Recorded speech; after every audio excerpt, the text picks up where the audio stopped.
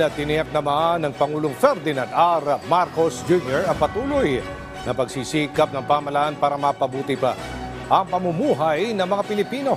At kabilang na nga dyan ang paghatid sa ating mga kababayan ng mas abot kayang mga bilihin. Si Kenneth Pasyente sa Sentro Balita. Kenneth. Yes, Aljo, ikinalugod nga ni Pangulong Ferdinand R. Marcos Jr. ang naitalang pagbaba ng inflation ngayong Agosto na bumagsak sa 3.3% mula sa 4.4% noong Hulyo. Giit ng Pangulo na dahil sa pagpapababa ng tarifa na ibaba rin ang rice inflation sa 14.7% mula sa dating 20.9%.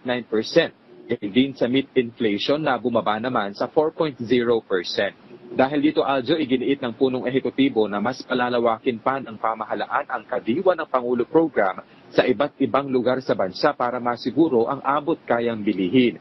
Masisiguro rin anya ang sapat na supply ng karne ng baboy kasunod ng rollout ng pagbabakuna kontra ASF na dahilan din para maiwasan ang pagtaas ng presyo ng karne ng baboy. Ipinunto rin ng punong ehekutibo ang hakbang ng gobyerno para sa mas mababang halaga ng gasolina.